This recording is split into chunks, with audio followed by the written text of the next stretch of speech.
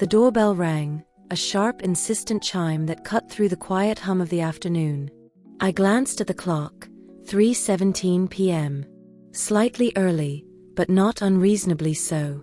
It was Sarah, my oldest friend from college, visiting after all these years. 44 years old, 2 kids, a successful career, life had been kind to her, unlike myself.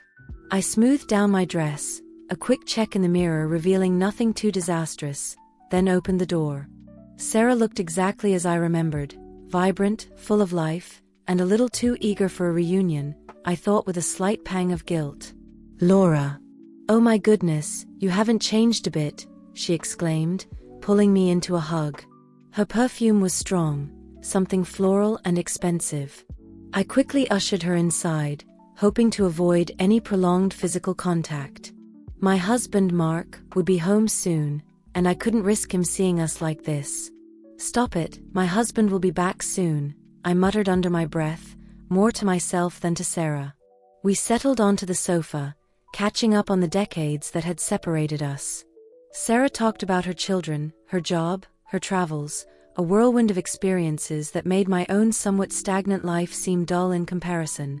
I listened, nodding and offering polite affirmations, my mind racing. Every now and then, I'd glance at the clock, the ticking hands a constant reminder of Mark's imminent arrival. The conversation felt forced, strained. I couldn't fully relax, couldn't truly enjoy Sarah's company, because of the ticking clock and the unspoken tension hanging in the air. I kept catching myself fidgeting, smoothing my dress again and again, subtly trying to rearrange the cushions to project a sense of order and normalcy. The guilt I felt intensified. My life wasn't exactly the picture of domestic bliss I'd been presenting to Sarah. As we talked, I couldn't help but think about how much my life had changed since college.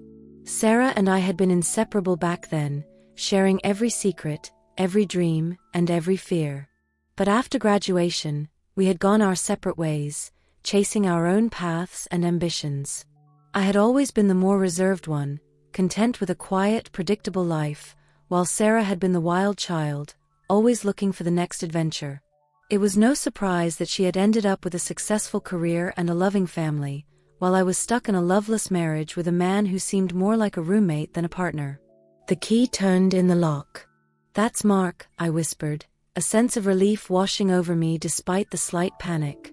Sarah stood abruptly, her smile faltering slightly. "I should go," she said, a little too quickly. I helped her with her coat, a silent agreement passing between us. We hugged again, a shorter, less enthusiastic embrace this time. As she left, I felt a mixture of relief and disappointment. The visit had been pleasant enough, but it had been overshadowed by a sense of impending doom, the fear of discovery, the constant awareness of my husband's return. The relief of his arrival eclipsed any other feeling I had.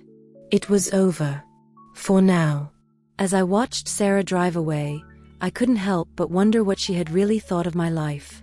Had she seen through the facade, the carefully constructed illusion of a happy marriage and a perfect home?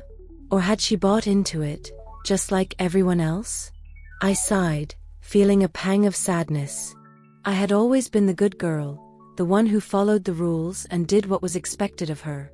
But as I stood there, watching the empty street, I couldn't help but feel a sense of restlessness, a desire to break free from the constraints of my life and forge my own path.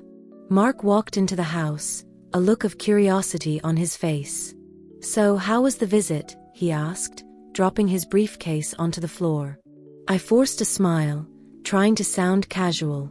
"It was fine. We caught up on old times." He nodded, his eyes scanning the room as if searching for something out of place.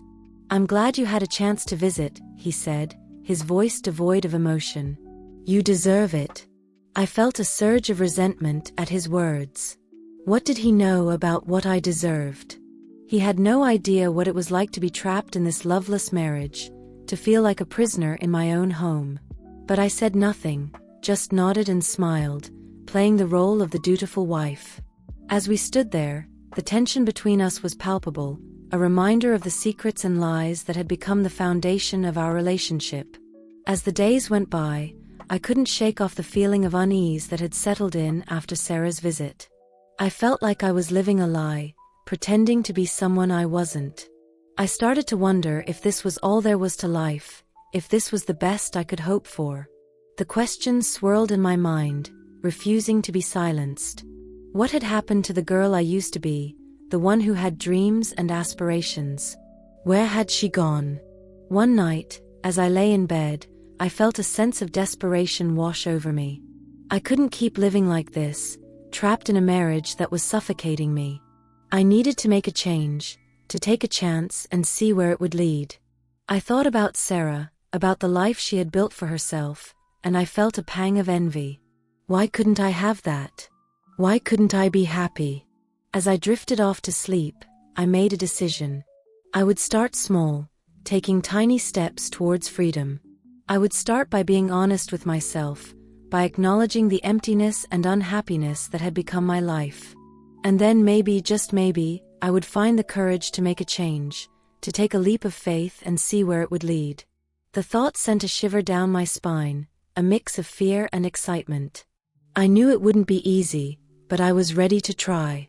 I was ready to take back my life and make it my own.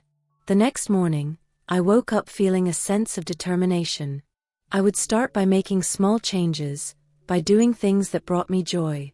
I would start painting again, something I had loved as a child but had given up as an adult.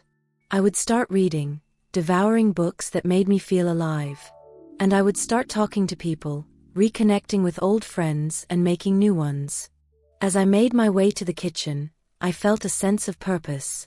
I would take back my life, one small step at a time. And as I poured myself a cup of coffee, I smiled, feeling a sense of hope that I hadn't felt in years. Maybe, just maybe, I would find my way back to myself, back to the girl I used to be. Maybe I would find happiness, or at least, a sense of fulfillment. The doorbell rang, breaking the silence. It was the mailman, delivering a package. I signed for it, feeling a sense of curiosity. As I opened the package, I found a book inside, a novel by my favorite author. I smiled, feeling a sense of gratitude. It was from Sarah, a note inside that read, "I saw this and thought of you. I hope you find your way back to yourself." I felt a lump form in my throat as I read the words. Maybe, just maybe, I wasn't alone. Maybe there were people out there who cared, who wanted to help me find my way. As I stood there, holding the book, I felt a sense of peace wash over me. I knew it wouldn't be easy, but I was ready to try. I was ready to take back my life and make it my own. And as I walked back to the kitchen, I felt a sense of hope that I hadn't felt in years. Maybe, just maybe, I would find my way back to happiness. Maybe I would find my way back to myself.